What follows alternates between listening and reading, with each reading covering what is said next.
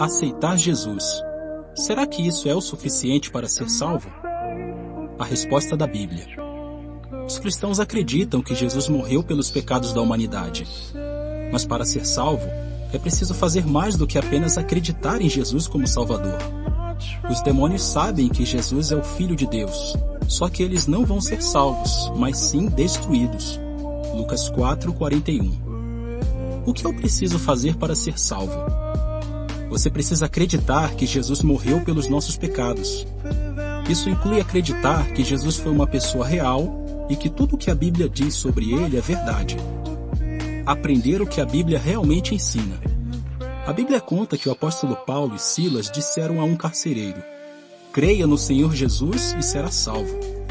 Depois, eles começaram a ensinar a palavra de Jeová ao carcereiro. Atos 16, 31 e 32. A nota diz: a Bíblia mostra que Jeová é o nome de Deus. Fim da nota. Isso mostra que o carcereiro não poderia aceitar Jesus e seus ensinamentos sem antes ter um conhecimento básico da palavra de Deus. E esse conhecimento tinha que ser exato, ou seja, correto. Arrepender-se.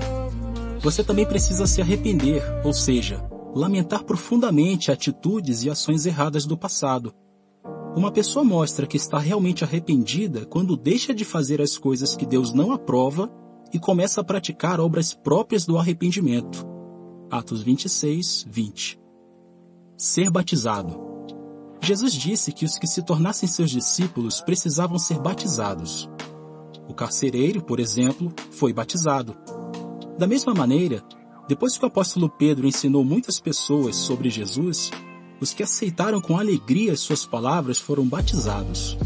Atos 2, 40 e 41. Obedecer às palavras de Jesus. Os que obedecem a todas as coisas que Jesus ensinou mostram pelo seu modo de viver que são seguidores de Jesus. Eles se tornam cumpridores da palavra e não apenas ouvintes. Tiago 1:22. Perseverar até o fim. Os discípulos de Jesus precisam de perseverança para serem salvos. Hebreus 10:36. Por exemplo, o apóstolo Paulo obedeceu aos ensinamentos de Jesus e continuou leal a Deus desde o dia em que ele se tornou cristão até o dia da sua morte. Eu vou ser salvo se fizer a oração do pecador? Em algumas religiões, as pessoas costumam fazer a oração do pecador e a oração de salvação. Nessas orações, elas reconhecem que são pecadoras e aceitam que Jesus morreu pelos pecados delas.